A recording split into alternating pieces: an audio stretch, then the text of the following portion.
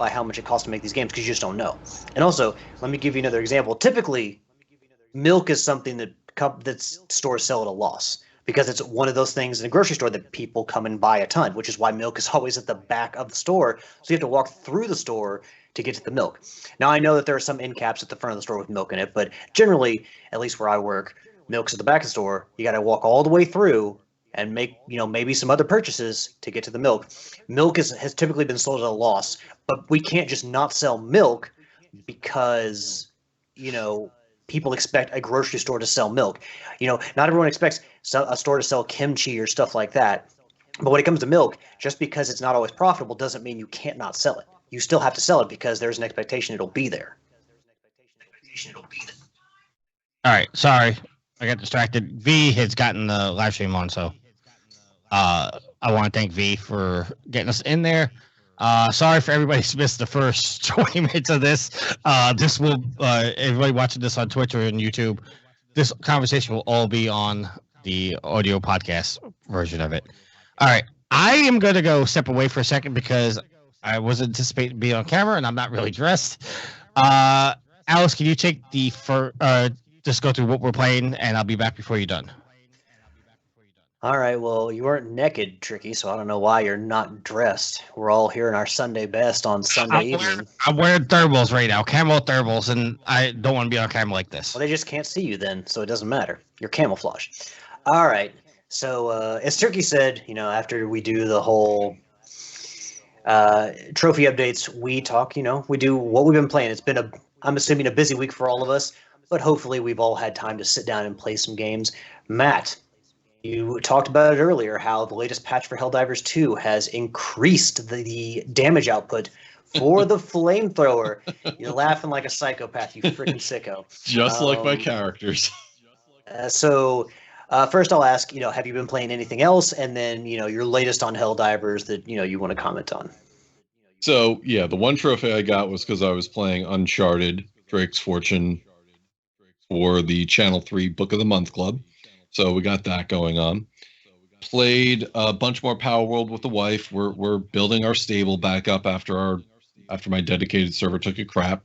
So she's got a very profitable world going on right now, and we've got a whole bunch of slaves, pals. What's the correct term for that? I don't know. Either way, whole bunch of animals working our base to do the job for us. Also played a little bit more of Midnight Suns on the Steam Deck. I also played more of Armored Core 6, going back through the New Game Plus. EA, I am surprised, despite all the crap news that have been coming out with them lately, released the Command & Conquer Ultimate Collection on Steam. So I don't need to load up EA Origin to play Command & Conquer, which is freaking awesome. The thing about that is there's no multiplayer. So, oh well. Update on Helldivers. Good job, friends, freedom fighters. We liberated Tianquan and we brought the mechs home. We are running around in exosuits, destroying bugs, and they have been fantastic on bug breaches because the bug breaches come out and you got 3 people in exosuits with Gatling cannons just laying down lead. A wall of freedom, if you will, keeping the bugs at bay. So for those of you who don't know, there's been some recent patches on Helldivers 2 which did some weapons balancing, and a lot of players are upset because there's a lot of people out there who talk about, in a PvE game, you shouldn't have to nerf weapons. You should only buff other weapons. And a developer came right out and said that it doesn't work that way. You can't just do that, and it's going to result in more imbalanced gameplay. So what they did is they nerfed a couple of the powerful weapons, including the railgun and the breaker semi-auto shotgun, and then buffed other things like the flamethrower and flames, which now do 50% more damage on top of the afterburn. I almost am going to regret saying this, but I think they made it a little too powerful, and here's why. In the times I catch fire, I barely get the chance to hit my stim to stop myself out before I die to burning. When you And- dive to put yourself out, you like go prone on the ground and put yourself out, right? Matt. That The that's- Ibis says he did not. That doesn't Yeah, you sound can, like go, he knew you can go that. prone. Like if you're poisoned and you're slowed, you can go prone. Yeah, double tap. Well, it's for PlayStation. Double tap circle and dive. I will get back to you after and find out if it is actually a thing or not. Because It's a thing because I do it all the time. okay, interesting. Wow. See, so my issue is, what if you dive into more fire? Well, I don't know. I try to always dive away from the fire. You that would underestimate how much fire is around me when I'm operating. So basically, you're saying you are the center and you 360 around you, so nothing's getting through. Well, that's what happens is as I aim this cone in a general 12 o'clock direction, and then I start getting flanked, and it's like that Futurama episode where I just start turning and the wall of fire moves in a direction, and I can't help it. It just wants to spread on its own. Fire usually does want to spread on its own and will spread on its own whether you want it to or not. Well, that said, that's what I've been playing. Helldivers 2 has still been a lot of fun. I have some awesome clips I want to share, mostly of me dying. Today, my friend and I dropped, and we dropped in an area that did not indicate enemy presence. Well, don't you And always when we- like that? When we dropped, there was a charger in front of me. The charger punted me across the field, and I died from impact. Let me ask you a question. There's been sometimes when I've dropped and a charger comes crawling out of the ground. I'm like, well, this is how this run's going to go. Have you ever like seen a charger launched by an explosion through the air? Like I don't mean just Yes. like they just hit the ground. I mean like it's like a football kickoff. They are flying across the air. You know, one of those things like when pigs fly. Well, when chargers fly, you know the democracy is bringing the heat. I have not seen a chart. I've seen plenty of other bugs. I've caught video of a hunter being launched 5 miles into the air. Damn. Well, let's keep the train rolling, Yield.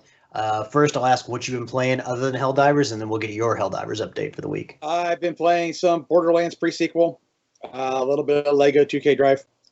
I finished the DLC and Truck Driver Heading North, so I'm back to 100% in that game.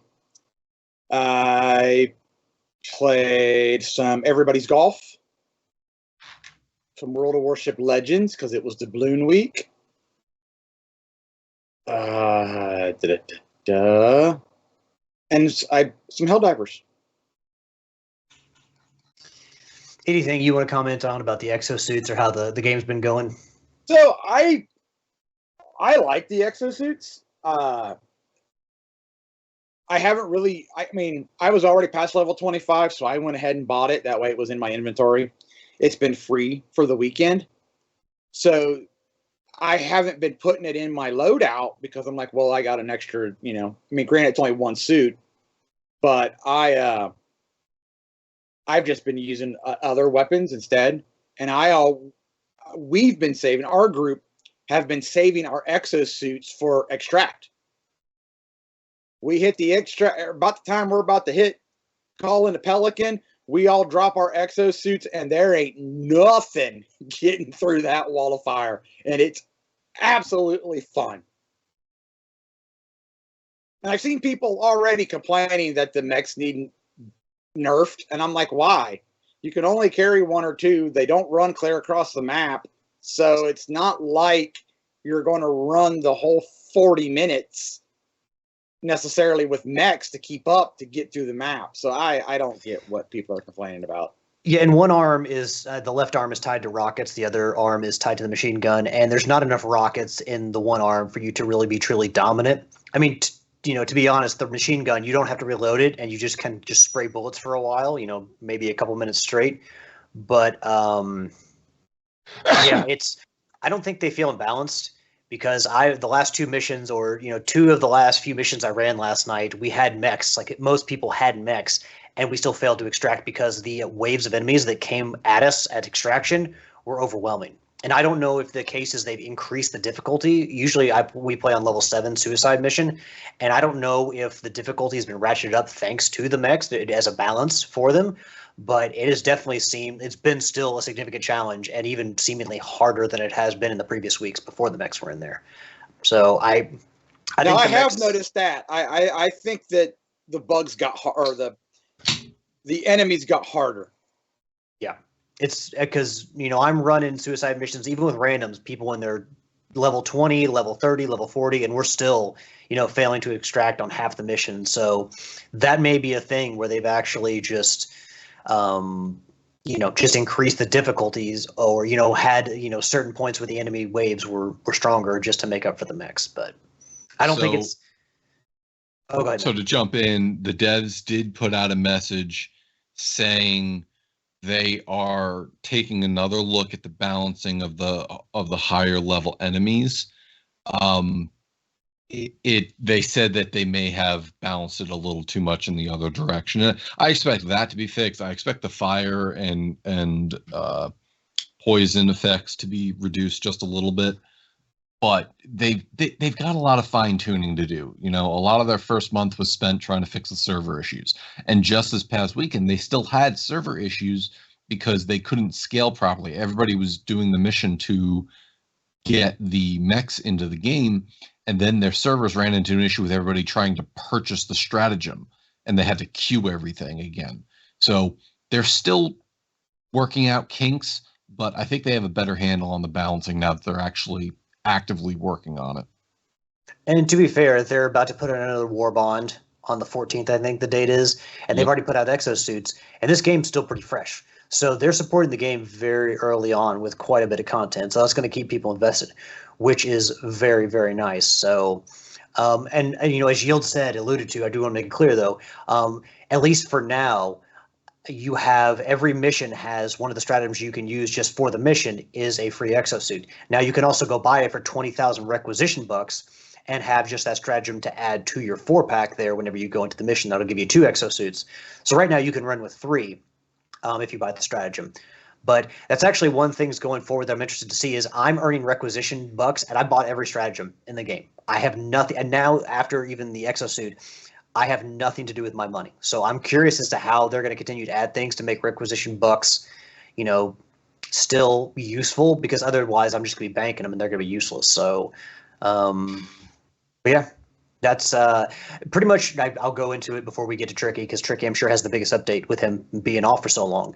But new season started in Rocket League, so played a little bit with Yield and Nitro on Thursday. Very cool Under the Sea theme going on.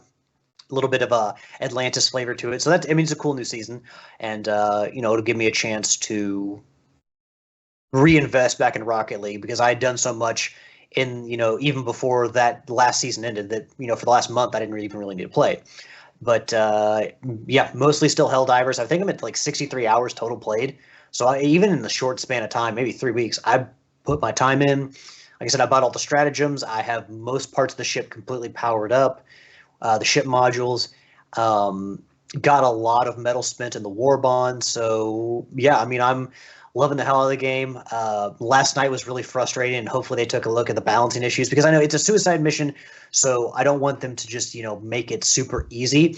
But when you have like skilled veteran players playing the game and we get to 40 minutes played and we don't get to take any of our samples out or anything like that because we die at extraction because the waves are just oppressive, even with exosuits, maybe take a look at that. But otherwise, I think the exosuits have been really well implemented. The game is still fun, and they're adding in they're doing things like where we're not just rampaging over the bugs and the automatons. They're actually having the bugs and automatons take over sectors in the game, and we have to re-liberate those. So we had to do that to get the exosuits. We had to liberate one planet for the exosuits, and then also the war medals, which you can then use to purchase things in the war bond. They're giving out, in some cases, 50 war medals for one single, sector. If as a global effort, we take over that sector, they're giving you a whole bunch of war bonds at once, which is nice. So they're having the bugs and the automatons fight back. So this whole thing, this galactic war, isn't just going to play out in a couple weeks. we're gonna have to fight and scrap to get this done. So I'm interested to see how long they keep this going, because I'm assuming once we win the war, another one will start. Maybe they'll add in some new factions, take out the bugs and automatons, and maybe we'll get new factions. But yeah, I'm interested to see where they take the game, because it seems like they're gonna update it pretty regularly with content. So yeah, that's what I've been playing. Tricky, sir, what have you been up to this last month? I've been playing Division. I've been playing Suicide Squad, close to that platinum. Excuse me. Been playing. Trying to remember everything. God of War, Ragnarok. Been playing. Just started playing Horizon Forbidden West on the 4. And I think that's it. I don't know. My phone's dying, so it's on the charger, so I can't look it up. But yeah, that's all I've really been playing.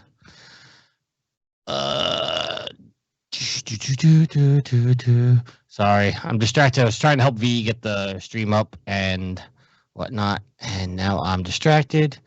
Let's go into our first topic. Rooster Teeth is being shut down by Warner Brothers, but the Roost Network Podcast Network is going to continue. This has come from Deadline and written by Nelly and Riva. After 21 years, Rooster Teeth will be shutting down. Famous for its Red vs. Blue Machina series, as well as the original CGI series. Is it Ruby or it just say the letters, Matt? I'm not fully with Rooster Teeth. It's Ruby. It's Ruby. The studio will be shutting down its doors over the next few months. Monetization shifts, platform algorithms, advertising challenges, and the ebb and flow of patronage have affected the industry as a whole, and the Rooster Teeth was no exception. The closure will concede with the final season of Red vs. Blue, while the fate of other properties within the brand are still unknown. Yield, I know you said that you weren't too familiar with Rooster Teeth. Do you know who they are now? No. All right, so you're not really gonna have any comments about this then. No. All right, Alex, what about you?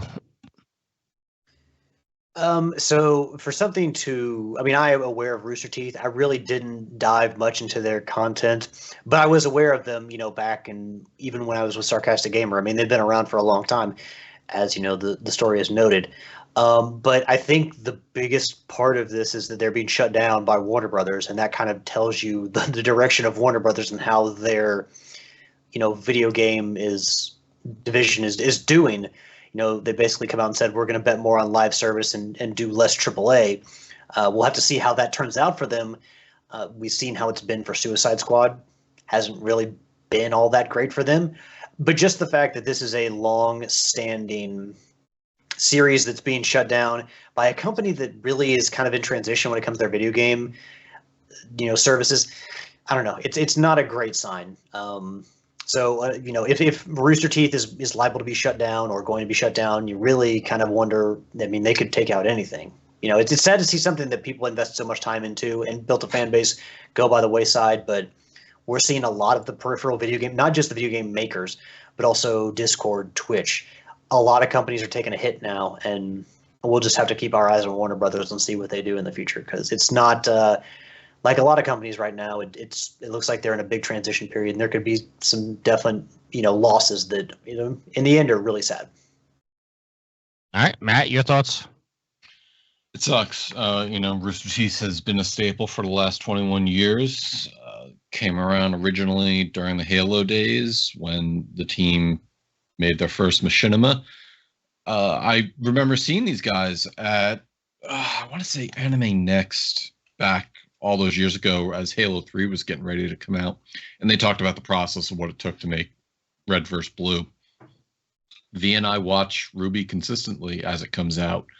So this is kind of like the end of an era. And I wish that team luck on whatever they do in the future. But knowing the talent there, they'll find something and they'll make a success story out of it. Just once again shows more WB shenanigans. All right, just for anybody that doesn't know, Red vs. Blue is basically like a Halo type thing, right? Based off of Halo in some way? Yeah, so what they did was they took the in-game assets and just using a recorder made funny videos off of it. So definitely, if you go back, just go back and type Red vs. Blue into YouTube. You're going to have hundreds of hours of video to watch, and it is all funny stuff. All right, and also, because I'm not familiar with Rooster Teeth myself, I mean, obviously I've heard of them and I've never really consumed their content. The Roost Podcast Network, how many shows does that consist of? Do you know? No, I haven't listened to their podcast. Okay.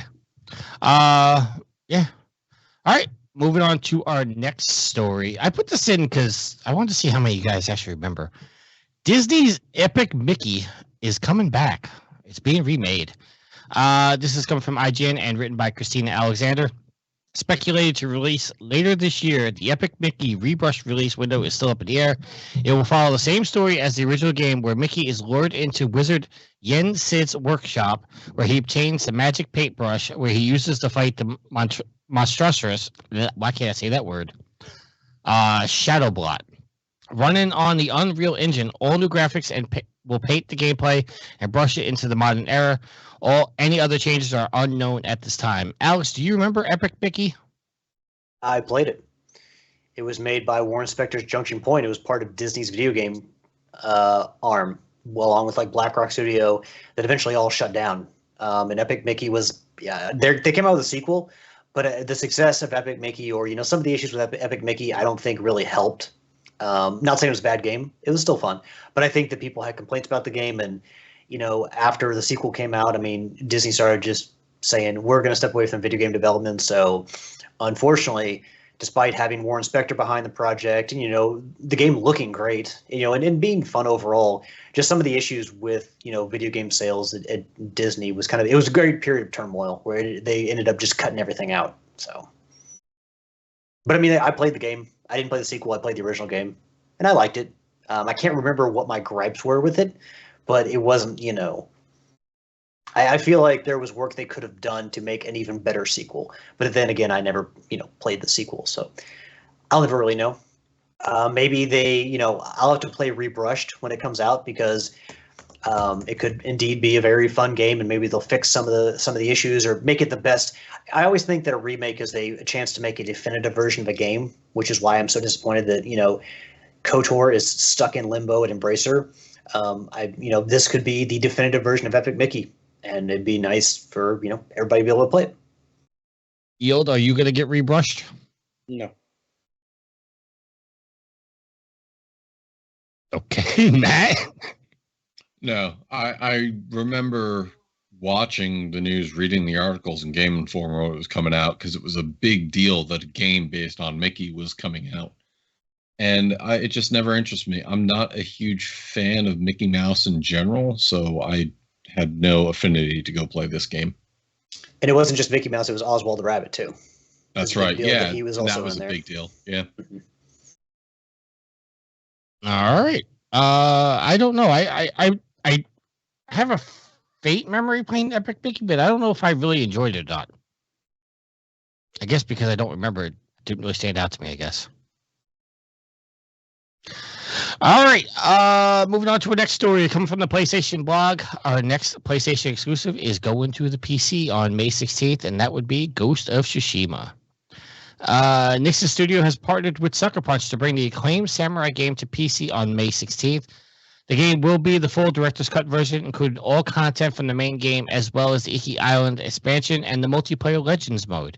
Included features will include unlocked frame rates, a variety of graphic settings, customizable mouse and keyboard support, and ultra-wide monitor support. It will take advantage of NVIDIA's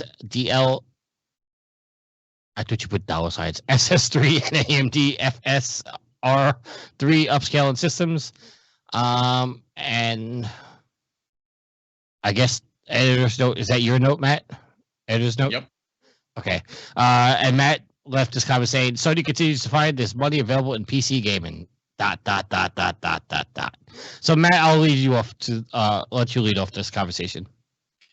If I hadn't bought the upgrade for the PS5 when it came out for the Director's Edition, I'd definitely be picking it up for PC, because it seems like these two, between Sucker Punch and the hell is this company's name? Nixies. Nixies, thank you. They seem to have a good thing going. And the fact that reading the article, they talk about how they're putting in the extra graphics options and things like that, making it very customizable for PCs, including mouse and keyboard, which actually would be kind of awesome, being able to use Archer mode with a mouse, start really sniping with that thing. But I think there's a lot of PC players who have been waiting for this one to come out, and I think it's going to be decently successful on the platform. So I'm excited. Again, just proof that I think there was an article a little bit ago Hiroki was talking about where he starts wanting to leverage PC more. And obviously this is something that had to have been in the works for a while now, but this is just another stepping stone showing you, hey, Sony, there's a market on PC that you need to be able to tap, because I think that's going to diversify them to the point where the next console, hopefully they're not launching it in the middle of a pandemic, but they're going to be able to move units on a PC when a PS6 may not be available on the shelves, and they can continue getting money that way. So just some things to think about. All right. Well, I'm going to go to Alex and Yield for their opinions, which they're not really into PC, so I don't know how much they're going to be commenting on this, but I want to come back to you and ask you a question, Matt. Yield, I'll go to you first. What do you think about Ghost of Tsushima coming to the PC? Good for them, I guess. I mean, I don't really have anything good or bad to say about it. All right, Alex? I think of any of Sony's games, Ghost of Tsushima might actually be the best one to leverage on PC.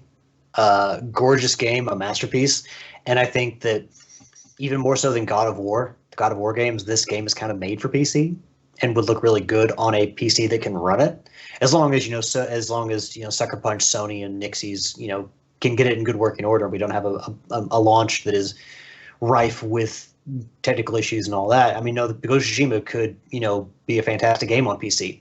So. We're still not. It's still launching years after the original release came out. But I also, like I said last week with one of our listener questions, I fully expect to have a reveal of Ghost of Tsushima 2 this year. At some point, not going to come out. They may not put a release date on it, but because what Hiroki Totoki said, and don't expect something from us from existing franchise before this time in 2025.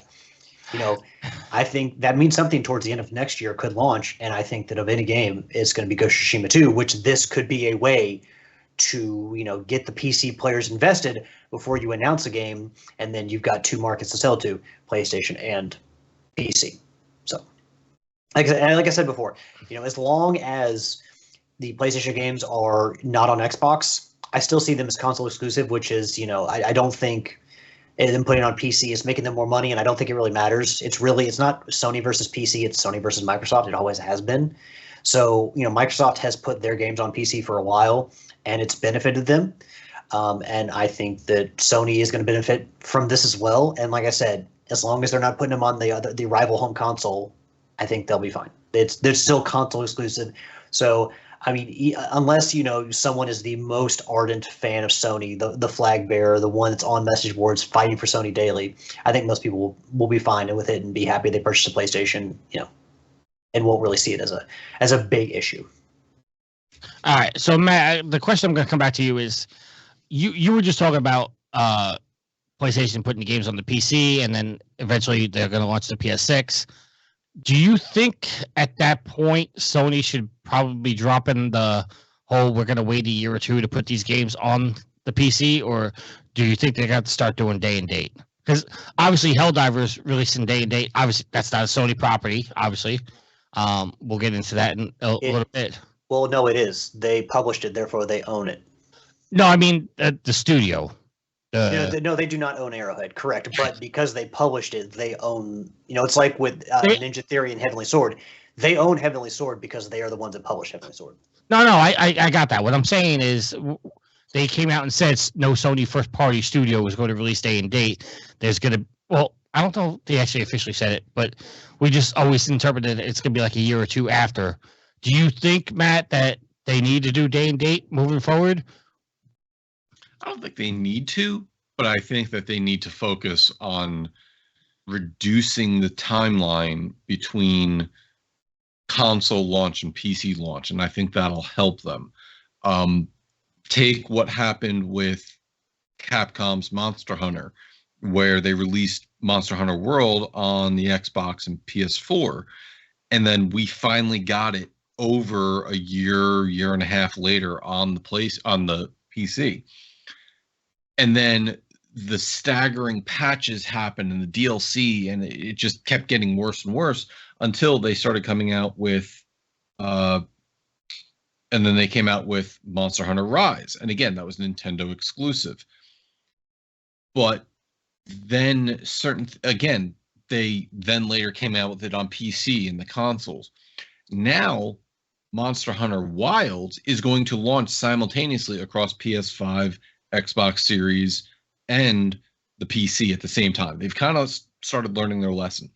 I think, again, in a world where PC games are just as more than capable of running the same games the consoles are, if developers go into it with the mindset at the onset, as opposed to saying, let's port a PS5 game at a later date, I think, again, there's money that's to be had there. Listen, I'm very fortunate. I can spend a lot of money and have a great PC, and then I also have all the consoles. Some people have to choose, and if somebody's going to spend a lot of money and they choose the option as PC and they start losing out on Sony exclusives, then they turn around and say, all right, well, then Sony's not getting my money no matter what. So I don't think it needs to be day and date, but they definitely can't wait years anymore to tap that market. But if these games sell well, Spider-Man, Miles Morales, Horizon Forbidden West, now Ghost of Tsushima, if they sell well, maybe Sony just doesn't care. They just want to get it out to the PC sooner or later. Obviously, the financial benefit is there for the development cost that it takes them to port that game to what they get in PC sales. Obviously, it's working for them. Alex, I'll pose the same question to you. Do they need to release day and date? Or, as Matt was saying, closer than waiting a year or two? Well, I don't think they need to be waiting 2 years. A year is the longest I would wait, but at the same time, if you can get it out sooner, I think it's going to benefit you. Again, I don't think anyone's going to stop buying a PlayStation because the games are released on PC as well. PlayStation is just basically plug in and play. It's easy to set up. It's easy to use. It's much more accessible than PC. You don't have to constantly update it. They do have mid-cycle refreshes if you want, but you can just own, as long as it works, you can own one PlayStation 5 for its entire life cycle and you're fine. So I think just the ease of using the PlayStation will always keep people more interested in that for people who don't want to mess with PC. But I think the logistics question of, can these studios and Nixies get these games out that quickly? It may take extra time to get the PC, versions out simply because Sony's not really, at this point an expert in it. They may have, brought in studios that are, really good at making PC ports, or at least better understand how to get a game onto PC. But there always may be a little bit of a delay simply because Sony has always been a home console company and they only have so many people, so many studios working on getting those PC ports out. So, you have to have your expectations set in the right place for that, where, yeah, they need to close the gap, but there may always be some sort of gap just because there's a delay and because they only have so many people getting these games to PC. All right. Before I ask Yield the same question, it's worth noting that a lot of the PlayStation games that have come to the PC, they've had their problems, whether it be frame rates or, controls not working, the games crashing. Has Nixies been making all these ports or no? It's been other various studios. Does anybody know? I know that Nixies is specifically working with the ports, but I don't know if anybody is helping them with that or if it's just them. Matt, do you happen to know? Or you look like Negative. No. All right. So, Yield, I'll ask you the question. Does Sony need to start porting to PC quicker, or are you okay with their time frame? Because I think it was Alex to point out, it's like, excuse me. I think frustrations come from people with Xboxes, like why did I buy an Xbox if I could just get it on my PC? You know, the same as why am I going to buy the PS5 or the PS6 if I could just play it on my PC? So I think there's something to that argument. But Yield, what are your thoughts? Are you good with the timeline, or do you think they need to step it up a little bit better? A year is fine. Not all games need to release day and date. Obviously, I doubt that you're going to, at least not right now, until things start to change and get in the pipeline, you're not going to get Sony's studios day and date because, I don't know, my mentality is that's kind of part of the reason you own their console is you kind of get first dibs, a quote-unquote timed exclusive. So, as for all the bugs that come out on games that are launched on the PC, that'll happen until you find a company that can port them well. So as Sony invests more into moving their games to PC, the company who they're using will either get better at it or they will find companies that are good at it. All right. Tricky, to answer your question, Nixies is one of the things that they talk about in the PlayStation Studios page is, they have 20 years of experience in game development and optimization. There's also Valkyrie Entertainment, which is a well-respected studio known for producing high-quality work on a range of platforms from console to PC. So you could also have Valkyrie helping with some of these PC ports as well, not just Nixies. All right. And also, I do want to make a counterpoint to something you said earlier. You talked about how some people might be like, well, why do I need to buy a PlayStation if I can just play it on PC? You're also selling games to people who play on PC who may never buy a PlayStation, thereby increasing your audience who can play the game. Because believe it or not, there are some people who just want to play on PC. They don't care about PlayStation. They don't care about Xbox. And you now have an opportunity to sell to those people. So you're kind of like, maybe some people will just go with a PC instead of buying a PlayStation. But you widen your audience. But also, I think that someone who is used to playing on a home console, like I said, that plug in and play mentality, as opposed to a PC, which is a little bit more intricate, I don't think anyone's going to switch from one to the other, PlayStation to a PC, just because they can now play PlayStation games on a PC. There is an ease to play and functionality of a PlayStation that is just inherently comfortable to so many people. I don't disagree, but PlayStation's always been a console division, of Sony. I don't want to say this and sound like an ass to say fuck the PCs, but I think Sony keeping their games exclusive for any amount of time is beneficial to them because it gives certain people a reason to go out and buy their consoles, buy their games, make an investment into their ecosystem. Where when you hear the stories of this game's coming to Xbox, but it's a time exclusive because we're going to get it in a year. I think there's a good amount of people out there that turn around and say, okay, well, I don't need to go buy an Xbox because I just wait the other year. It sucks that they have to wait the year. I mean, we had to wait a year for what? The second Tomb Raider, didn't we? Yes. But everybody sat down and was like, if I know it's coming, then it's fine. But if I don't know it's coming and Sony starting to saying, oh, we're going to start releasing more of our games on PC, it doesn't give people a reason to buy a PlayStation. And I know, like you said, there's some people out there that they're never going to cross over. If they're never going to cross over, then they're a lost cause in that mentality of my thinking right there. But if you have some people on the fence, they may turn around and say, okay, well, I'll just wait the extra year. I got tons of games I could buy on a Steam sale to get me by for the next year or two. But for some people, buying a PlayStation 5 is a hurdle to playing PlayStation games, and they may not want to jump that hurdle. And so typically, we've always talked about how selling software to people is more profitable than selling hardware. So, as we move further and further towards a future where hardware may not be a thing, aren't you caring more about selling software? Shouldn't that be more building up that audience on PlayStation and PC? You got a point there, but Matt, before we move on to the next topic, I'll just pose this question to you because you're the one that can answer this. You're obviously a big Spider-Man fan. You know eventually Spider-Man 2 is going to come to the PC. What was your reason for buying it on the 5 instead of just waiting the year or two it's going to take to come to the PC? Spider-Man. Because I want to experience it. I want to not be spoiled on the story, which is always an inherent risk. Just like the Marvel movies, I wanted to go see them release night, so that way I don't randomly read a Reddit thread and have the entire plot spoiled for me. So it still has a relevancy. Now, the question being is, if they released it on PlayStation 5 and PC at the same time, what would I get it on? PC. Because it will play better, and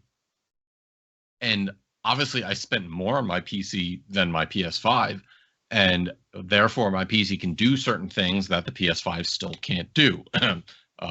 RTX and freaking 60 FPS at the same time. So you have a valid point, Tricky, in that some people will say that they just wait. I mean, with Xbox Game Pass, I barely turned on my Series X. However, to the point I was making, the point that Alex reinforced, so thank you, Alex, is that there might be people who rather than get a PS5, they're going to save up more, make a gaming PC, because the gaming PC can do more than just play games, and that puts the PS5 out of their reach. So therefore now they have to wait, because Sony wants to wait a year or so to be able to put their game out on PC. So it unfortunately kind of leaves some of those people in the dust. Are there more or less of those people than on PS5? Obviously, I don't think so, but there definitely is the market, and this is what I've been saying all along. Sony's realizing, and Hiroki confirmed this a couple weeks ago, that they're going to leverage PC more and more, that there's money to be made there. Oh, I don't disagree there's money to be made there, but I don't know. I'm trying so hard not to sound like a Sony pony and say, look, keep everything on Sony. But I do believe that is part of their business strategy, is because they have to make money, obviously, and whatnot. It's just, look at it this way, Tricky. PlayStation Studios can only put out so many games. So, you've kind of tapping out how much money they can make on the PlayStation, unless you can convince more people to buy PlayStations. The PC market is their biggest. Let me cut you off there for a second, because that's part of my argument, is to give people reason to buy a PS5.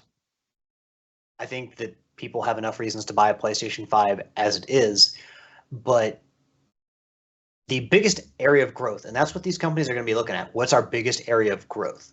Which is why you're probably seeing, an influx of live service games. For Sony, their biggest area of growth and where they can sell is PC market. That's just the truth. And they see all that money sitting on the table, and they're like, and Hiroki Totoki is like, yeah, I want some of that money. Okay, so let me ask you three this question. Weird question. If you did not own a PS5 right now, is there enough of a reason for you to go buy a PS5 right now? If you didn't already own one, would you go buy one right now? Yes. Yo, I'll start with you. I would possibly get one this year. Up until now, no. First 5 years of existence, no. But Helldivers would have made you buy a PS5? Yeah. It would have put it on the radar to go purchase it. All right. Alex, you kind of ready?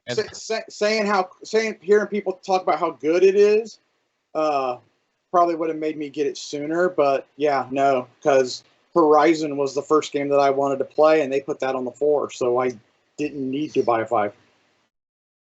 All right, Alex, you kind of already answered, but you just said yes, but you want to... Yeah, I mean, it's, for me, being able to play my PlayStation 4 games and all the PS5 games on one console box, yeah, it's a no-brainer for me. Of course I would.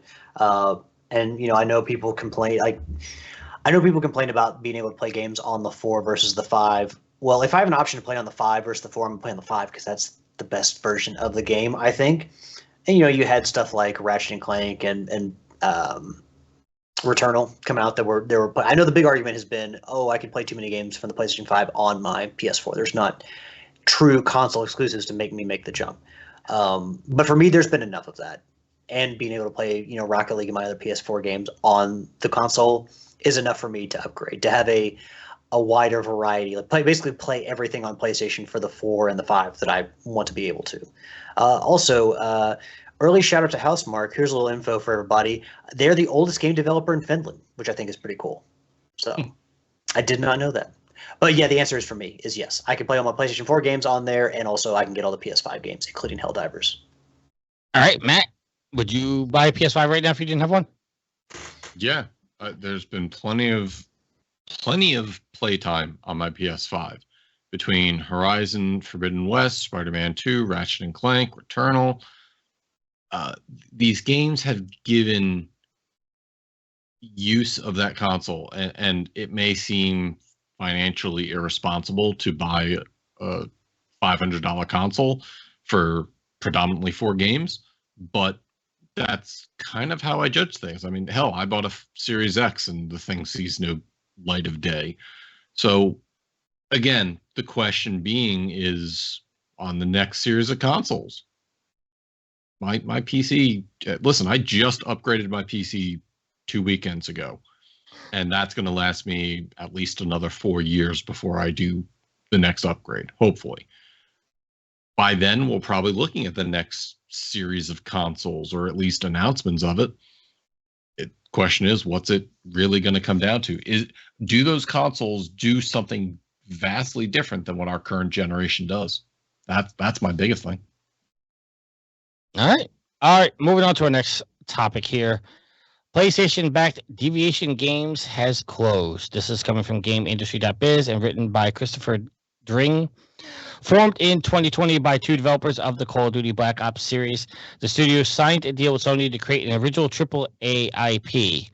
Hidden Challenges, one of the founders departed in 2022, and then the company went through layoffs in May of 2023. They said they wish the talented developers of the studio and their future job searches. So let's talk about that real quick, and then because there's a subtopic here, which is basically just Helldivers is their CEO has confirmed that they're not being acquired by Sony, which has been a rumor lately. But let's go back to Deviation Games for a second. How bad is it that this company was formed and bought by PlayStation, and they still have not released a game? They haven't even released a game under PlayStation. That's what I was trying to look for. I was like, what games have they done? Nothing. Their first game was like an original AAA IP, and we never heard what it is, and we're obviously never going to see it now. Well, part of the problem was that they had this false sense of security, which, I mean, being partnered with Sony or Microsoft or Nintendo, you would think that you would have ultimate financial security, I think was the wording used in the articles that I read. But they thought they were going to be able to make a game and didn't have to worry about a damn thing, and or at least they thought that they had financial security, and it turns out, well, no, you don't, because studio's closing, the partnership is ending. They had layoffs before this, and we've seen what Sony has done recently, at least 2 rounds of layoffs, with lots of people being laid off at some of their biggest, most prized studios. You have the closure of Pixel Opus, you have the closure of the London studio. So, I mean, Sony is, chopping off arms and limbs like left and right. They're like a lot of other companies, and really more so than other companies, they're hemorrhaging talent right now. Canceling games like The Last of Us on like multiplayer, the factions mode, or the factions game, I should say. Delaying or outright canceling some of their live service initiatives. So, as much if Sony was in a better spot, I think maybe Arrowhead being purchased would have been a more likely. But after seeing all of this unfold, there's no reason for Arrowhead to want to be bought by Sony, because it could be like, maybe this isn't. Maybe we're just going to stay independent and we'll partner with you. Because after seeing all this, why would you want to be bought by Sony or any of the big companies? Like after Microsoft fired all the Activision people, and Toys for Bob had to be spun off indie instead of being closed. Like why would you want to jump into that? And that doesn't even go into all the issues that Bungie and Sony have had recently, where Sony says they're not happy with what Bungie's doing. All right. Don't before we get the other opinions, I want to catch up on the chat here. Sabers in the chat, he says, DX, welcome back, Tricky. Thank you. He says, Ghost is the best. And then V called me a Sony pony. And then Roberto Love says, chicks dig consoles, just saying. And V responded by saying, chicks dig gaming PCs, LOL. Roberto Love says, nah, there's a stigma. V says, as a chick, I like my PC. And Roberto Love says, we all got to check emails. I don't know what that means. And then V comes back and says, everything goes to mobile. And then Saber says, they're trying to get the woke out of their company and save their companies from going under from, and then it's censored. So I don't know what that word is. So we'll go to Yield next. Yield, what's your thoughts on Deviation Games? Well, they didn't make anything, so I really can't make a comment. The company that could have been. All right, Matt. To this day, seems like it was a bad acquisition, and now time to clean house. They went on layoffs last May, where 90 of their 100+ people were laid off. So there wasn't much left of a company for them to run. So is what it is, unfortunately. And, all the blame doesn't lie with Sony. Obviously, Deviation Games, one of the heads of their studio left a couple years after the studio was even created. So obviously there were problems within Deviation that caused this whole thing to fail. So it's not just Sony, but, issues at Deviation, issues at Sony, I'm sure they all kind of compounded to bring forth this issue. Saber says, go see Dune Part 2. It's really good. That's what we all hear. I haven't even seen Dune Part 1 yet. You can watch it from home. You should. It's pretty good. And It's I on didn't Hulu now. What was that, Matt? It's on Hulu now. Dune? Yeah. Okay. I'll go watch it. Yeah, and I'm not someone who read the books. I have no history of Frank Herbert's novels, so yeah, and I enjoyed the first movie. So I saw a meme saying that Dune is Star Wars for people, and I don't remember the rest. I don't know why. Who just loved Tatooine. No, The one meme I saw was it made the sandworms less terrifying. It was the scene from the new movie where all three of them are coming out of the ground, and somebody just photoshopped googly eyes on them. All right. So the second part, as I mentioned before, it was Helldivers Studio has confirmed that they're not being purchased. Matt's note here says, squash rumors about Sony buyout. Arrowhead Studios head announced that any rumors of a buyer are fake. I said this before in a previous show. I think it'd be really in bad taste right now if Sony was to turn around and say, we're going to buy Arrowhead after they just laid off all these people. That would be really in bad taste. So I'm going to just speculate here and say there is a plan to buy Arrowhead. Sony just can't do that right now. We'll never know until it happens or doesn't happen. I mean, it would seemingly be a better purchase than Bungie was, but again, we'll just have to see how it. I think that the success of the game and their relationship with Sony definitely is going to blend into that, because Sony has, like I said, not made a bunch of big purchases outside of Bungie. Like Microsoft has, they've made smaller purchases: Haven, Firesprite, Firewalk.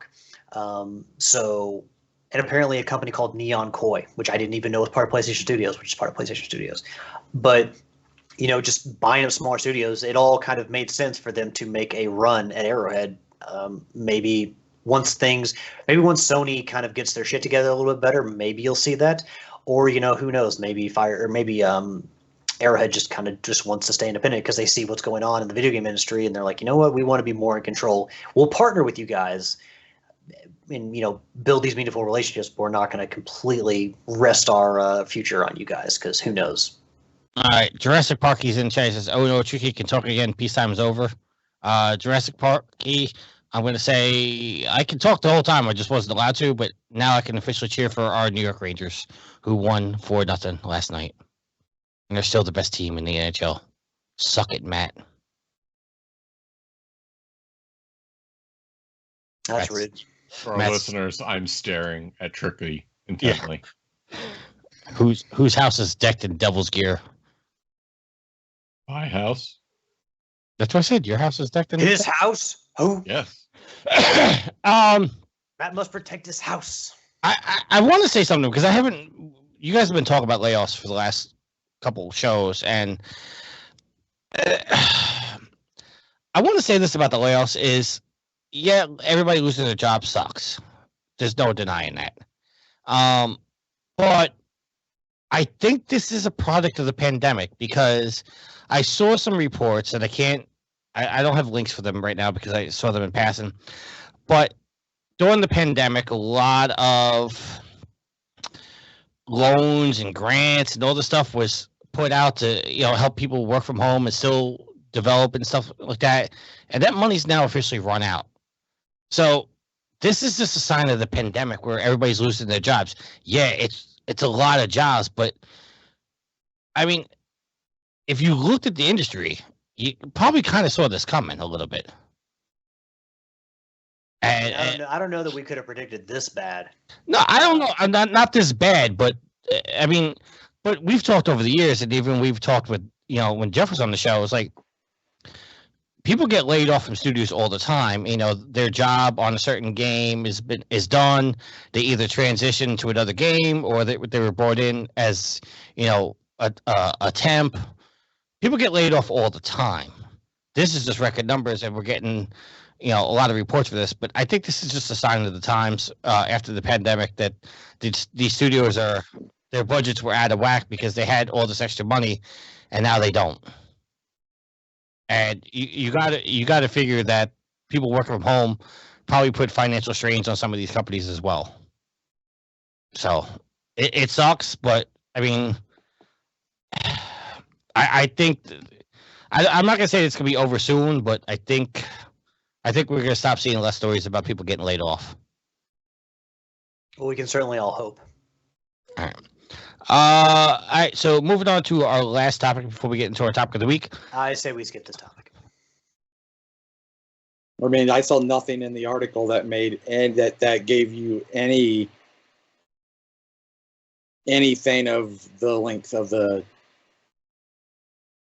I concur. It's so the next article is just talking about Star Wars Outlaws length teased by Ubisoft, and they said that it's not a 200 to 300 hour epic. Enough said.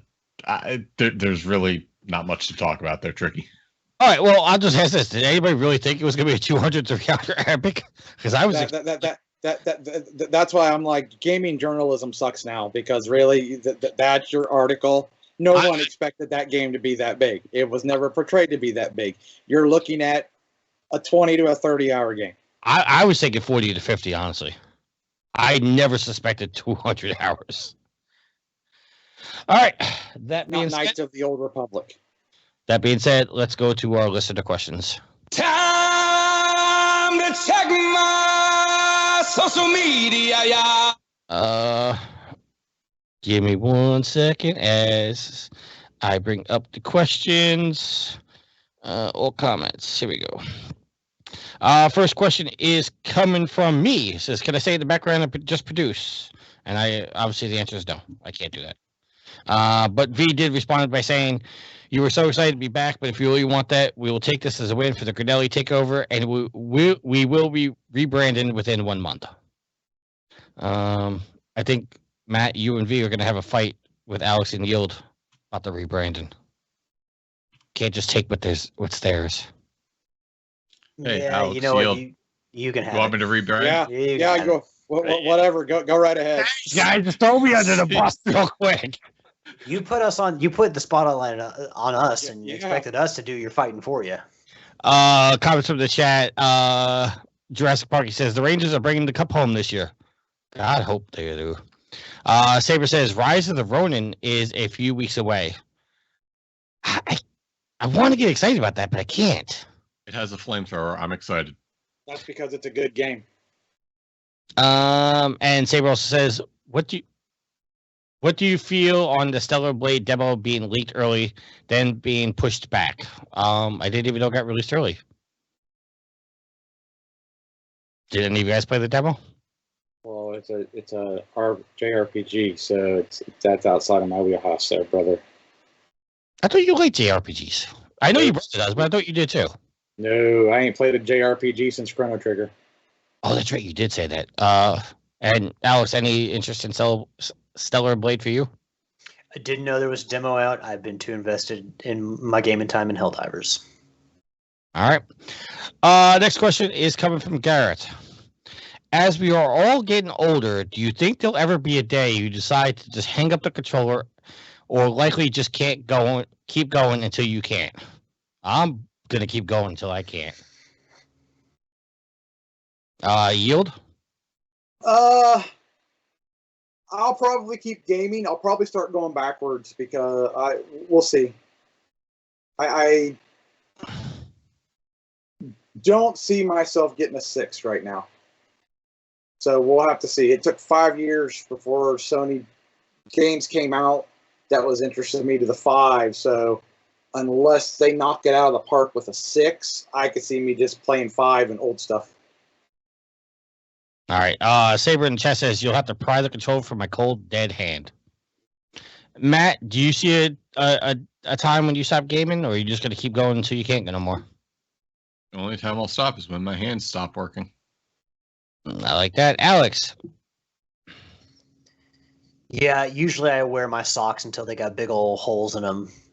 So I'm going to be playing games until my fingers are old and bony and have holes in them, I guess. I still my socks with holes in them. I eventually turn them into rags to use around the house to clean.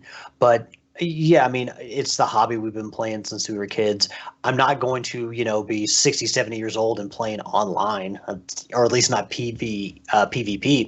But, there are plenty of games that, Nintendo games and such that won't be, yes, we're going to lose reaction time or we're not going to be as fast as we once were. But there'll still be games out there that we can enjoy. It doesn't always have to be some, Resident Evil thrill ride that we have to have, acute reactions for.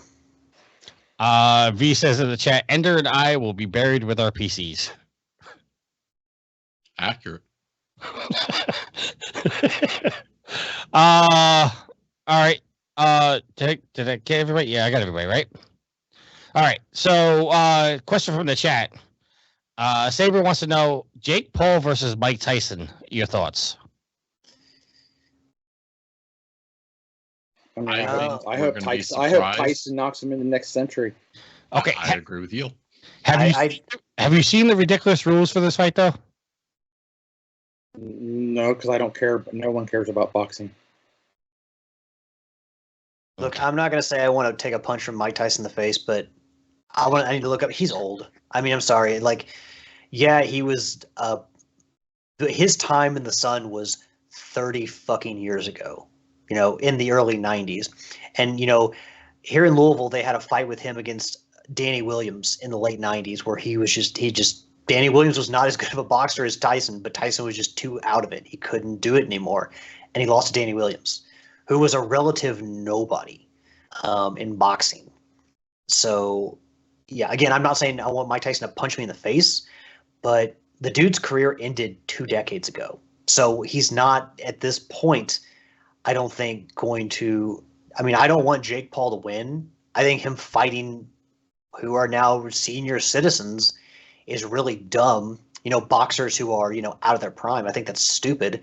Fight some professional boxers or, but the problem is that people give money and attention to this, which is why it's a thing and why he keeps doing it. But yeah, I think this whole thing is stupid.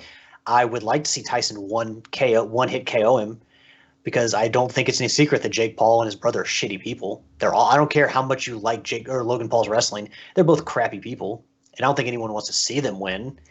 But I just don't think Tyson's going to be able to beat him just because of his age. There's a 20, 30-year gap between their ages? No, Tyson is in his 50s. Oh, he's in his 50s? I mean, he looks older than that. He looks like he's in his 60s. I believe he's in his 50s. I can't find the rules, but the 2 rules that I do remember is one is Jake Paul is allowed to wear headgear where Tyson's not. And apparently there's no knockouts allowed in the fight. And if Tyson does accidentally knock out Jake, Logan's allowed to tag in and continue the fight. So they're afraid of I mean, I get it, Mike Tyson again, but he's getting to a ring with Mike Tyson. He's very clearly afraid of Mike Tyson still, who's in his 50s. And again, 20 years passed when he was past his prime. And Roberto says that Tyson's 57. This is a stupid match. This match should not happen. I'm going to keep looking for the rules as I ask you guys the next question. You don't need to continue looking for the rules. Let's just move on. Yeah, I agree. Yeah, let's just move on. All right. Alexander says, we want Tricky. Well, you got Tricky. All right. And Roberto in Facebook says, Jim Ryan has fallen from grace. He is credited with putting PS5 at #1 during the pandemic, no less. Now, in addition to shuttering 900 jobs, he shuts down Deviation Games, a AAA studio that is, quote, have had complete financial security, end quote, but shuttered before releasing a single game.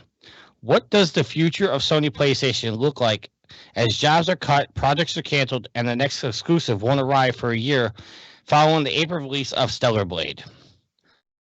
Is there any hope to be had? Will PlayStation switch the leadership back to Japan?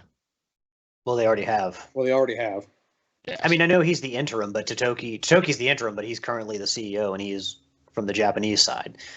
I mean, there's still reason to be, I think bullish. The bear is the slowing of growth or the decrease, and the bull is the increase. I can't remember in financial terms which one is which, but there's still reason to be hopeful for what Sony can do. Yes, there's restructuring. Yes, there are layoffs happening. And I don't think you're going to see them make many purchases, despite the fact that they said they were saving up money to make purchases, those being studios. But they can still make partnerships like they made with Arrowhead. They still have a very large group of, in-house studios that can make a lot of games. So I think that they're going to have to invest in live service, yes, but apply to games that make sense. Don't just try to jump in and put every game as live service. I mean, I think that Sony has some growing pains and they need to figure out what they're going to do. But hopefully, I can't imagine them having to lay off more people. They've already, like I said, closed a couple studios and did 2 rounds of layoffs. So I would think that from here on out, it's them. The loss of Jim Ryan or Jim Ryan retiring is a righting of the ship. Because I don't care what anyone wants to say. I don't care what Daryl wants to say. The thing that led us down this path was Jim Ryan as CEO. You can point out some good things he did for the company, and I would probably agree with you. But in general, where they are as a company was under Jim Ryan. And a lot of these layoffs and everything are due to what he did in leadership. So V's laughing at you saying growing pains. With him out of the way now, it's them righting the ship and them trying to get back to a point where they're not having to cut so many people from the studios. V's laughing at you saying growing pains. Yield, your thoughts. I agree with Alex. Jim Ryan, his end of his tenure was not very good. He put all of his eggs into the live service basket, and it sounds like didn't really have a very good direction of where he was going. And now Japan's coming in and cleaning house. So, they've already got things in the pipeline, but I don't see them necessarily rebounding this generation. They're going to have to hit it out of the park, maybe the end of this generation going into the next generation, because this is my personal opinion. I feel you've had a weak lineup for 5 years, and then now you're going a whole year and you've got nothing. And so, out of your studios. So, has there been a time in Sony's history where they didn't release a first-party game in a year? Don't know. Alex, do you know? I can't remember, but they also used to not own nearly as many studios, so it's possible. Yeah, I guess. I mean, to be fair, there could have been days back on the PlayStation 2 or the PlayStation where they didn't release a game. Because even back on the PlayStation 1, they didn't own Naughty Dog. Jurassic Parky in the chat says Gearbox is being sold off apparently. Could Sony buy them from Embracer? They could get a huge known IP in Borderlands. I definitely don't think Sony is going to mess with a purchase that big right now. They're more wanting to invest in mobile and PC and some live service, so I don't think that Gearbox is going to be a part of that, no. Matt?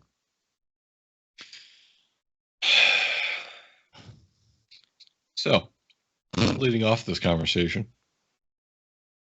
has Nintendo had to lay anybody off No.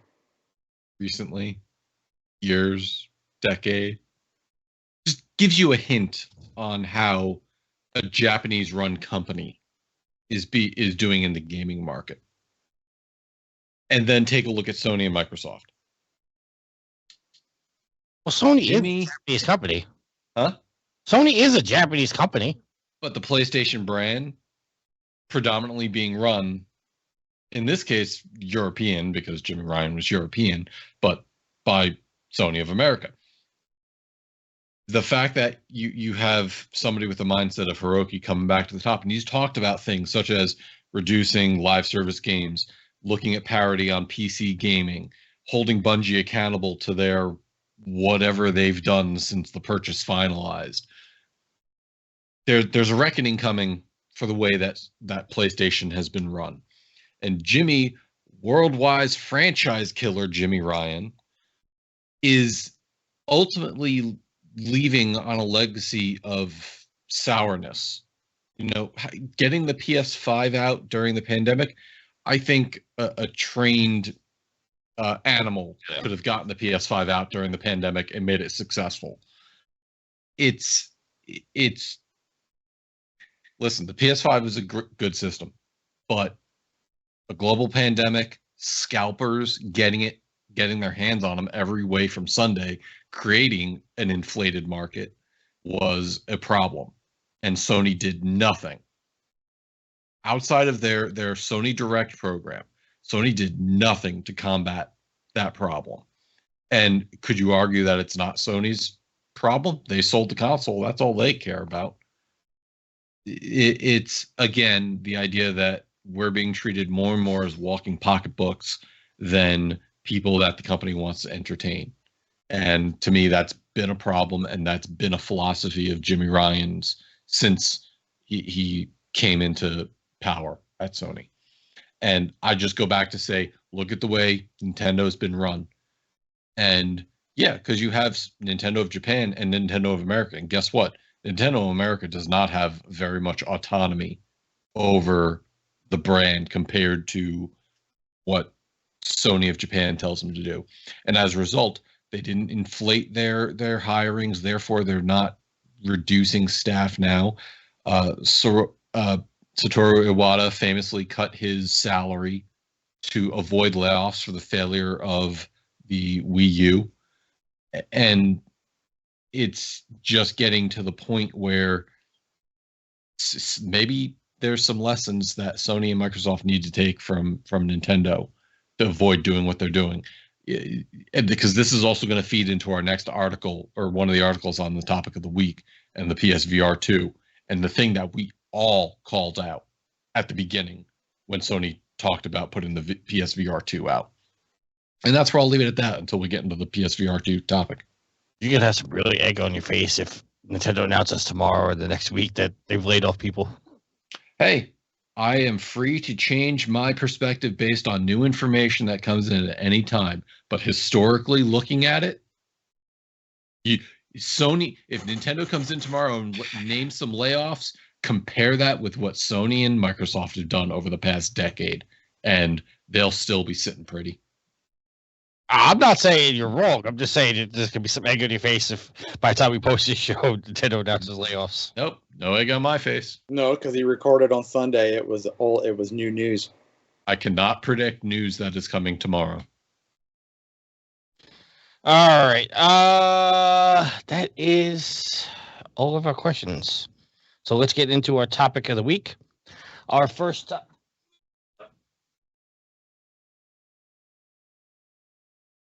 My computer is slowing down. Give me 1 second. Let me bring it up on my phone. Our first topic of the week is PlayStation issues refunds for Suicide Squad game. From Game Rant.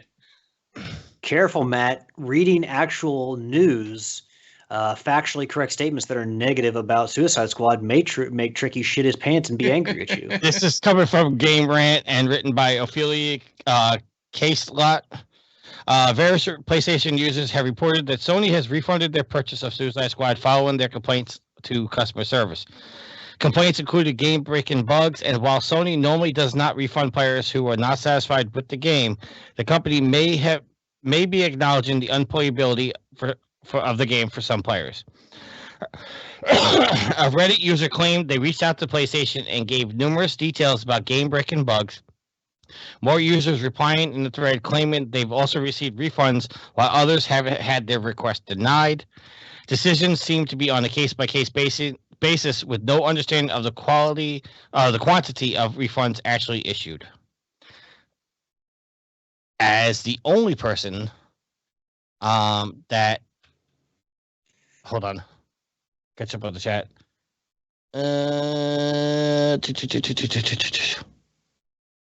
Okay, we'll get to that in a second.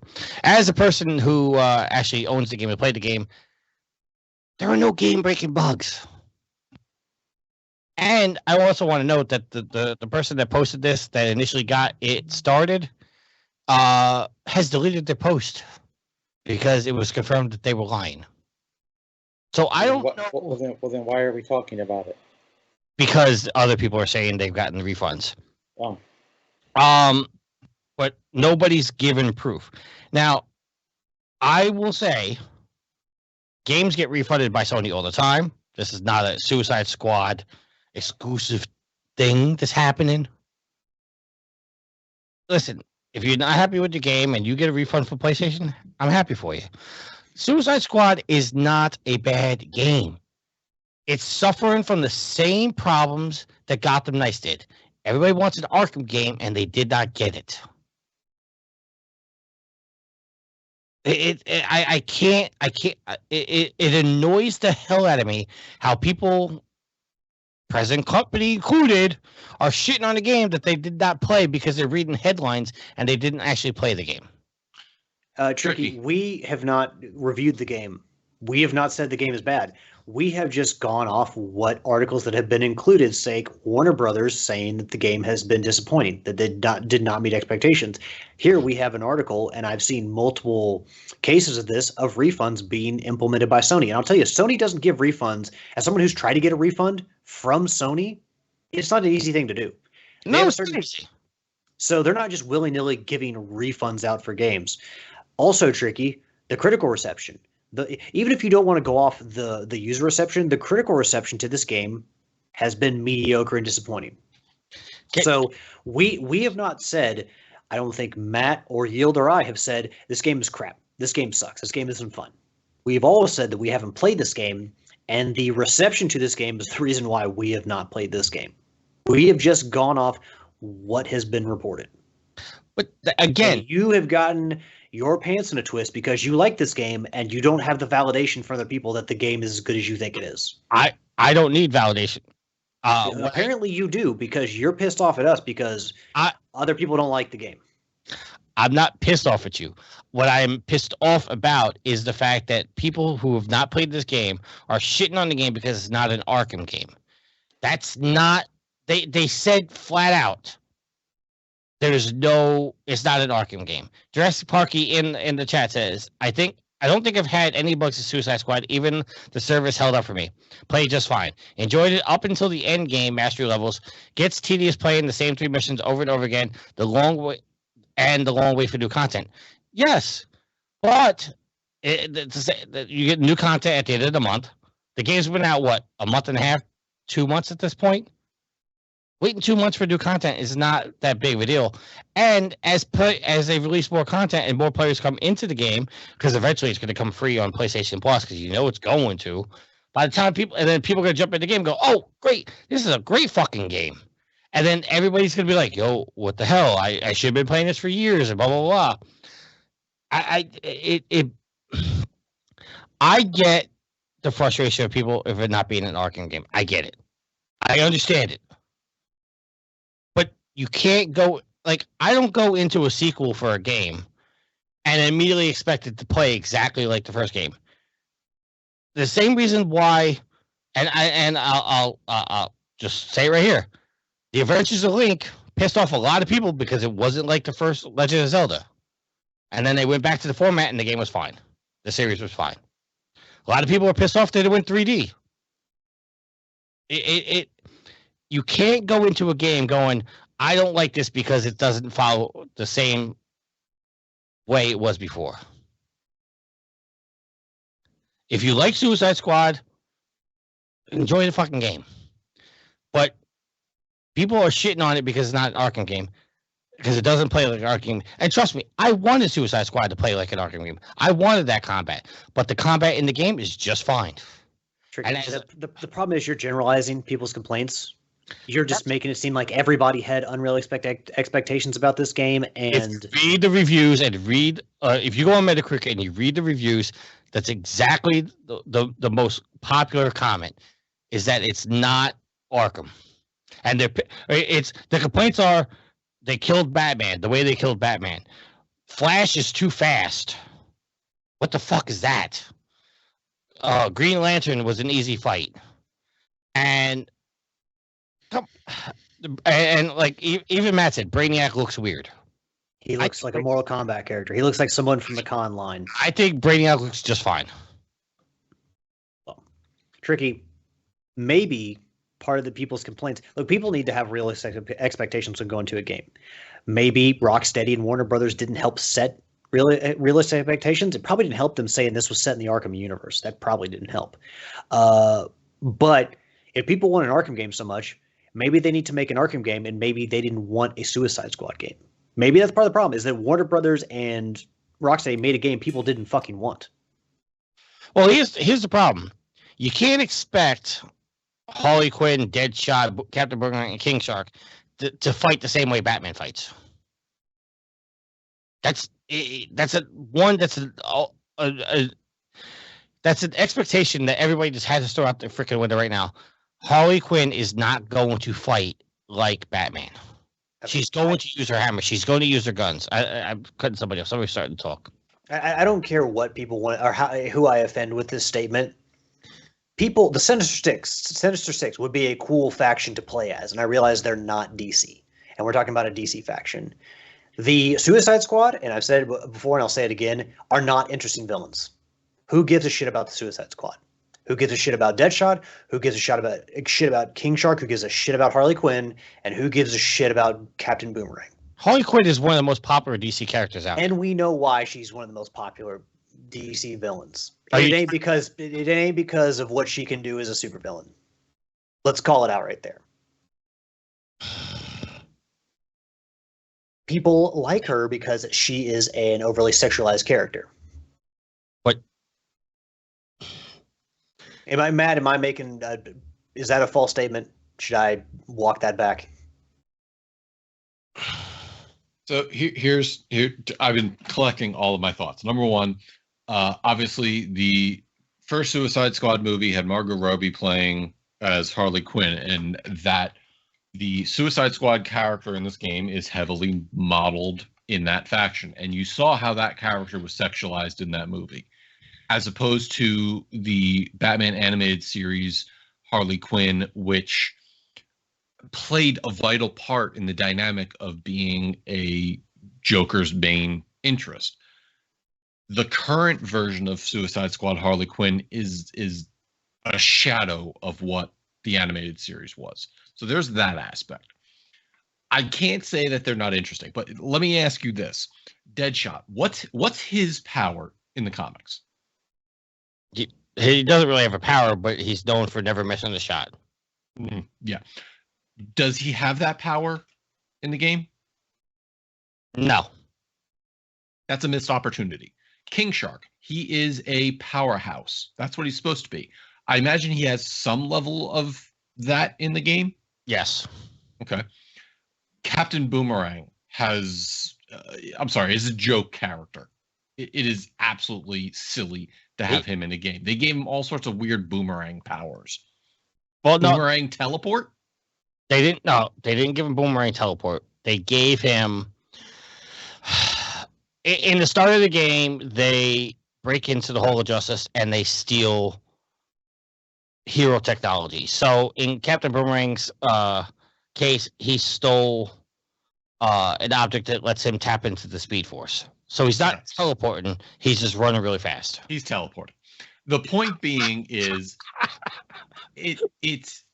I'm actually going to break with the crowd here and say people aren't shitting on it because I'm sorry. There are people shitting on it because it's not an Arkham game. That's their issue. People are shitting on it because it was set up as this live service game to leech as much money as possible off of the crowd, off of the players, whereas the previous Arkham series games were not. So that's people's number one issue with this game. I will agree. I see that in the comments too. Number two, as far as the article concerns, getting back to the news, that's kind of what brought this all up, is that it was brought on in Reddit comments with no confirmation as to whether refunds were actually happening or not. If it's posted in Reddit without actual factual verifiable proof, I take it as with a grain of salt. That being said, maybe there are some people getting refunds because it doesn't work on the system. Tricky, you ran into some issues early on with it, but eventually they corrected through patching, and that's fine. But don't let that stop you from believing that there might be some people getting refunds. However, it doesn't appear that this is this mass refund thing a la Cyberpunk that was happening before. So that being said, is it a bad game? No, none of us has said that it's inherently a bad game. We've just pointed out the things that other people have said about it, that it's not a great game. If you're having fun with it, more power to you. I had fun with Tears of the Kingdom. I know you didn't. Hashtag Adventure of Link is not a Zelda game, if we're going by your definition.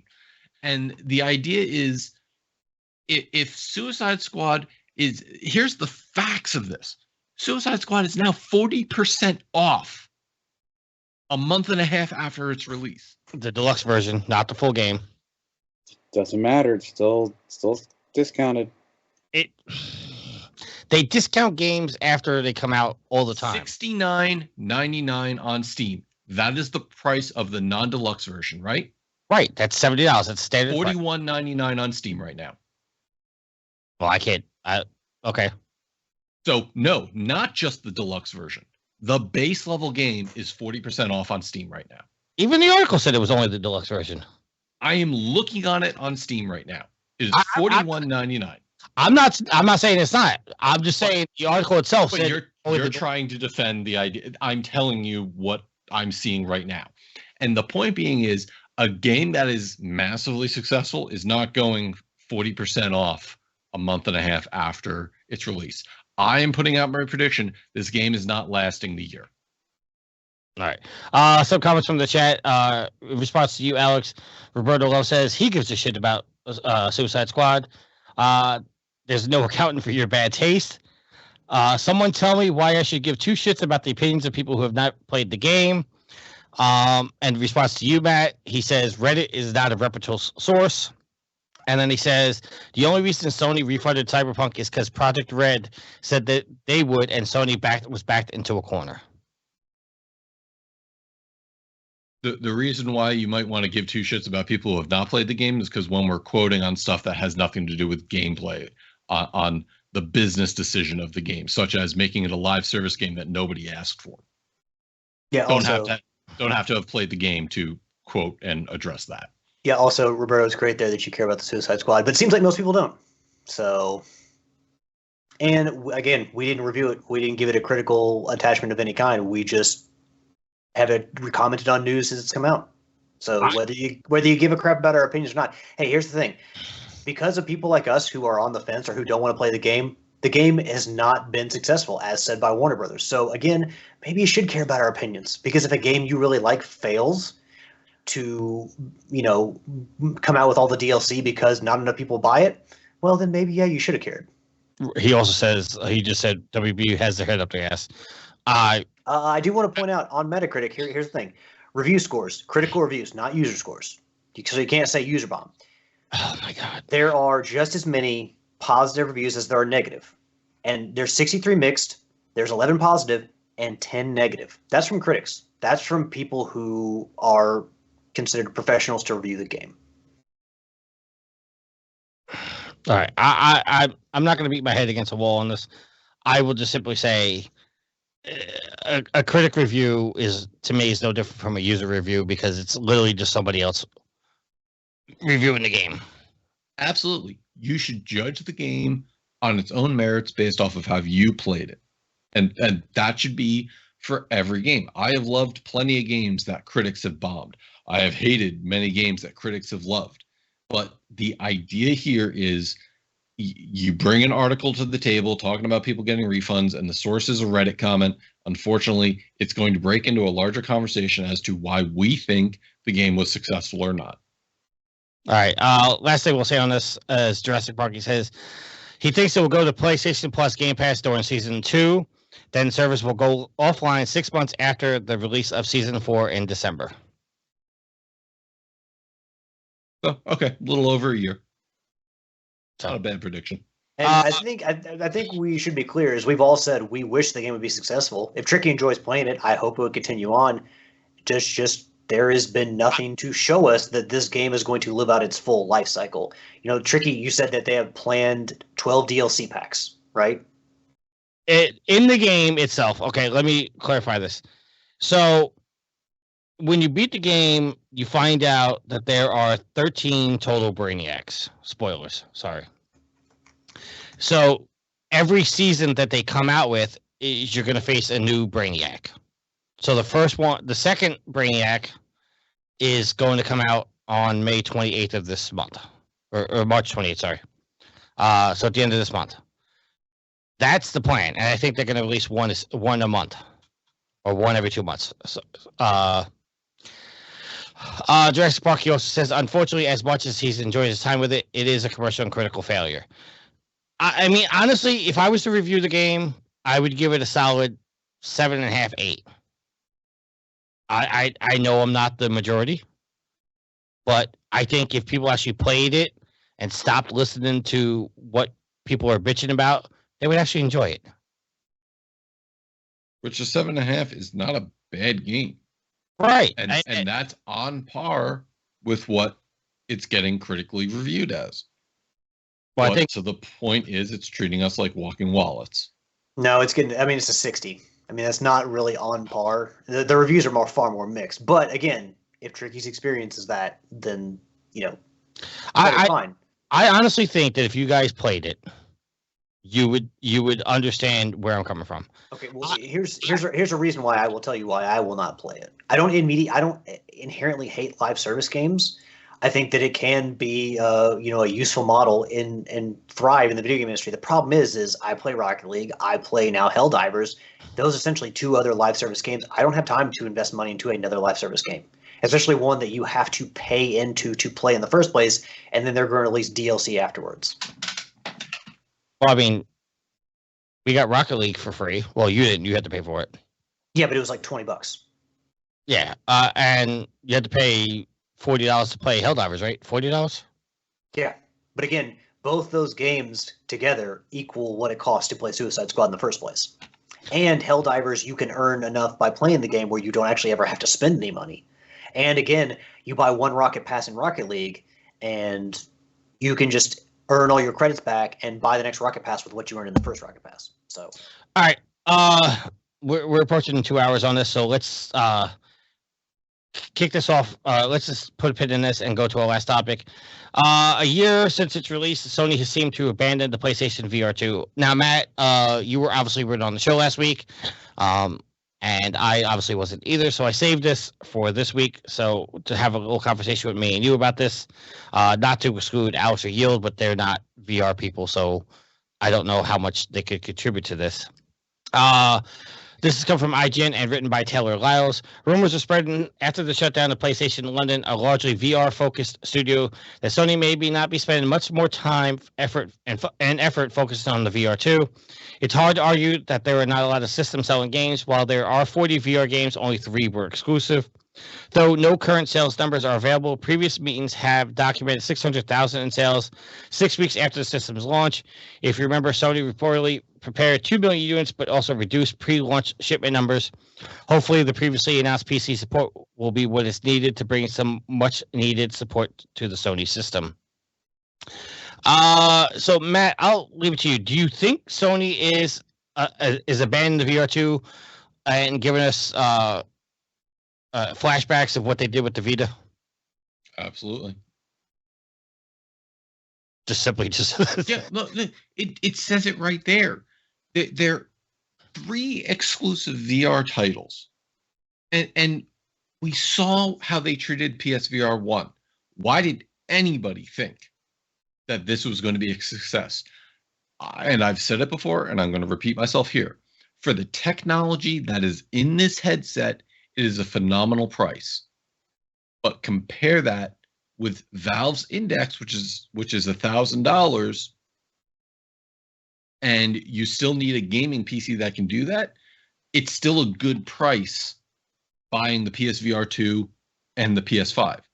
But if you don't have the software to support it, it is going to die a horrible death. It's lost all momentum since launch. There's nothing coming down the line that people can't get elsewhere. The freaking MetaQuest 3 can play things like Resident Evil 4 VR and already has a built-in library with the PC. The fact that Sony is finally trying to get it to be usable on the PC is the only thing at this point that's going to save that hardware. And even then, it's still an off chance. It's, again, Sony putting something out to the market that they didn't fully think through because they just wanted to get the hardware out. They didn't think about the software that needed to support it. Kind of like the first year of the PS5. But again, different story because we were in the middle of a pandemic and those were bought up by scalpers. And so everybody wanted one anyways. I think with the VR2, obviously, like you said, the technology's there. I think the Sony figured that they would have more third-party developers making software. Even in notes, they said there are 40 VR games, but only 3 are exclusive. That is a hard pill to swallow. There, I mean, people spent, I think it was $500, right, for the VR2. I think it was $550, but I think it came with Call of the Mountain. Yeah, I think Call of the Mountain one was $550, the other one was $500. I didn't pay that for it. I paid $300 for mine. I got it used. Saber in the chat says it's a lot of money. It's nothing that was going to take off because of how expensive it is. It's like having an A32 attached to a Sega CD. And Jurassic Parky says VR2 is far too expensive for what it is. It's more money than a PS5 console over here. And that's where I actually am going to disagree because, as I said, the technology in it, including eye tracking, you cannot get a VR headset with eye tracking for less than $800. It's proven fact. Go find a headset. And the point being is that it's far too wasted on being on the PS5 with only 3 exclusive titles for the reason to get it. I mean, go out there, buy a console and be told you're only going to have 3 exclusive titles a year and a half into it. Is that something you're interested in? And more so, you're not going to have anything else coming down the line. All right. Alex and Yield, obviously you guys aren't VR people, but do you have any comments you want to make before we close this out?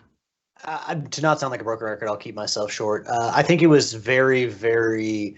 it was a bad sign that you have to own a PlayStation 5 to play the VR2. So you got to buy 2 things where there are other units out there, VR units, that are much cheaper. That Matt said can play games that the PSVR can play.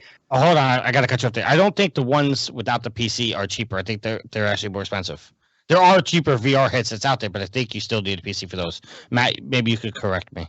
The MetaQuest 3 128 gigabyte version is $400. And does that require a PC? No. Oh. So there are cheaper alternatives out there. I stand corrected. So that was a bad sign from the start. Because you'll get some PlayStation loyalists, but the sales capability of this thing is going to be capped because you have to own a PlayStation 5. And PlayStation 5 is already an expensive purchase as it is. So you have some people who already own the PlayStation 5 that'll be like, well, I can't, controllers are like $80 and I had to buy, and this other thing is the price of a console. I can't afford that, and spend money on games. Another thing was that, like I've said, a year out from the release of this thing, we have no update on sales. Again, if sales are good, you're going to crow about it. Sony loves to crow about, milestones, and apparently this thing hasn't hit milestones, 80 remarkable milestones. So Sony doesn't want to share any news about it. And then the latest hit, which I think is just a sign about where it's going, is the fact that they closed the London studio as part of the recent cuts, and the London studio was one of the places making games for VR. Now I think what Firesprite made Call of the Mountain. So you had, essentially maybe two companies within Sony making VR games, and you just closed one of them. You closed one of those studios, which is only going to, if support was bad before, this is only going to worsen that support. So closing one of your VR studios, or at least a studio that made VR games, is a really bad sign for the future of this thing. And I think that it's a fair view to look at this thing and say, Sony has probably realized they can't adequately support this thing, so they're going to try to get it on PC and maybe get more third-party support. But there's nothing about this thing that would suggest it's successful in any way. Yield, any comments? I work with a guy who buys just about everything technology, and he says the only good thing about the PSVR 2 is that it's got eye tracking, which has got every other headset beat. And it is just like the Vita, it is a powerful tool that Sony does not maximize. Other VR headsets have Sony beat hands down in their games. So it's yet another peripheral that Sony put out that they just do not support. See, I want to point out something that's probably going to, I don't know. Assassin's Creed Nexus was put out, and it wasn't put to the VR2. I think it was only put out to Oculus, right? I don't think it was put out to the PSVR 2. It was not. It was announced it wasn't. And somebody was saying that should be ported over. I'll just ask you this, Matt. Why do you think that Ubisoft decided not to release it for the VR2? Again, this is pure speculation. Yeah, absolutely. But you put it out to the market because it wasn't a MetaQuest 3 exclusive. You can play it on the MetaQuest 2, which already has a built-in user base. And then it's available on the MetaQuest 3. So therefore, you've got, and the article goes into this, is that the market share of the MetaQuest compared to PSVR 2 is a 75% market share. So it just, again, you can't make it for something like the PSVR 2 and hope to port it to the MetaQuest because, as I've said, the MetaQuest is technologically inferior in some of its capabilities. So it would be easier to make it for the MetaQuest, and if at some point in the future they decide that it's profitable to put it on the PSVR 2, they can do that. But end result is, I even think Assassin's Creed Nexus wasn't too successful, so they're probably not looking to port that anyways. So I'll just ask you this: do you think that when the VR2 does get PC support, do you think it's going to be only PlayStation games, or do you think it's going to work with other games that you could play on with the VR? I think it'll work with other games. The question is in what form. So, for instance, the MetaQuest has 2 different ways, technically 3 different ways now, that you can hook up to a PC. That's through their own Oculus software, that's through Steam Link, and that's through Virtual Desktop. I don't know what it's going to look like on a PSVR 2 because I know Sony locks down their systems. This is going to require them to open it up a little bit to allow developers to make apps that will allow it to connect to a PC. I don't know what that's going to look like. If it is successful and it works well, there's no lag, there's minimal latency, I could see people formally adopting this one because now the 512 gigabyte MetaQuest 3 is $500+ so you're at that range anyways. But again, with the MetaQuest, I still have the ability to go play games natively without being tied to a system. All right. Just in the interest of time, we're going to put a pin in this and close out the show. Let's start with shout-outs. Yield your shout-outs first, sir. Give a shout-out to... where do I want to start? Shout out to Airhead for Helldivers 2. It's an amazing game. You should go play it. Shout out to Prepare to Die or Scum and Homer Stuff, Brain 76, my Hell Diving crew. Alex is in there as well. We did some the other night. Shout out to all the pimps and models of the Whoredom. Thank you for listening, downloading, hanging out with us. And a shout out to Tricky, Matt, and Alex for recording tonight. And come on, phone, wake up. And a shout out to Kira Toriyama, sorry, for not just Dragon Ball Z, but your contribution to the gaming community. All right, Alex, your shout outs. Shout out to the listeners, the community, the fuel to the fire. There's trophy whores. Nice to hear Jurassic Parky's name in the chat. But yeah, everyone who helps move this show forward, upward as we move, through 2024. Without you all or with our community, we're nothing. It's, we like talking to each other. We don't like talking to each other that much. It's our community that bolsters us and keeps us going. So, yeah, thank you all very much for your continued support of the show. Give a shout out to Yield and to Matt, also to V, who's running everything in the background. Tricky's computer was having some issues tonight, so V stepped in and made sure we got everything taken care of. So thank you, V. And of course, Tricky, shout out to you for being back. Of course, best case scenario, you had a clean bill of health and you're back here recording with us. I think it's fair to say that we missed you. We missed your banter. I mean, look, we may argue a lot, but we certainly want to have you on the show, and we don't, want to be waiting on some potentially terrible test results. So we're glad that everything turned out very well. When I first got that news, Tricky called me. I was getting ready to go to dinner on a Thursday night, and he drops that on me, and I'm like, holy shit, dude! Like, you dropped this on me on a Jaggers when I'm getting ready to order a burger. But fast forward a month and a half, and everything's all well, and Tricky got the surgery he needed. So I'm certainly glad that everything turned out as well as it did. And last but not least, give a shout out to my awesome and loving girlfriend Ashley. Love you, hun. And yeah, that is going to be the end of my shout outs. All right. I do want to say that Roberto says, "Good show, gentlemen. Glad to see you, Tricky. I'm glad to be back." Is that the Roberto? No, I don't know. It's not. No. Do you know who that is? Potentially, but yes. From Channel 3? No. And he also says Matt's voice is silky smooth, so something tells me that he's afraid of bats. Well, I know who it is. I don't think anyone ever argued that. Matt, your shout out, sir. Shout out, Tricky. Welcome back. It believe it or not, it has been hell without you. We've been making things work, but you're here to definitely move the show forward. Shout out, Alex Yield. Appreciate everything he put in for tonight and continued fighting for freedom in Helldivers. Shout out to the Channel 3 community. Tune into Channel 3 so that way you can come and gamify your social media, play some mini games, earn some XP, maybe one-up bomb a couple people. Make sure you use Ender Phoenix as your referral. I get a little XP for that, so enjoy. Shout out to Will and Sean and James on their PlayStation Ain't Dead podcast because I was a guest on last night. Oh, that I forgot. Okay, I'm sorry. Go ahead. There you go. They were talking shit last night. So shout out to them. I was a guest on their episode last night where we had a blast just covering on games, collecting some of the news out there. Go find that on YouTube, PlayStation Ain't Dead. Shout out to the people in chat, Roboto, hint wink, as well as Jurassic Saber V. Who else did I miss?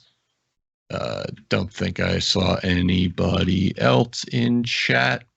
And then, again, shout out to my wife, V. Thank you for everything you do on and off the show.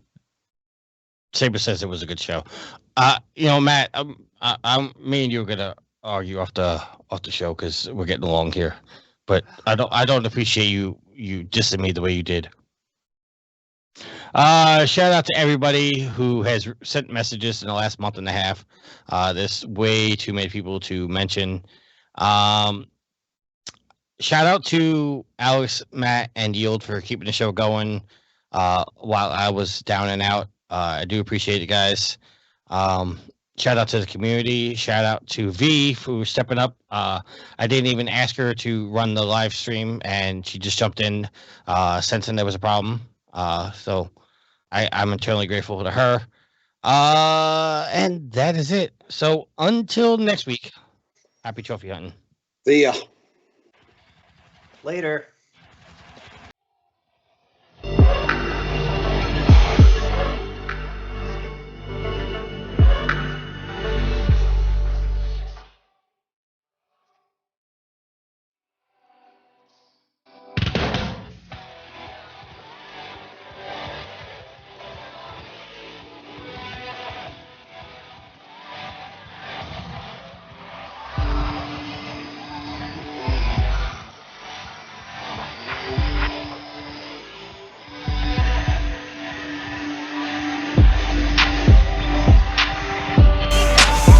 The theme song is Venus by the band Even off their album Z.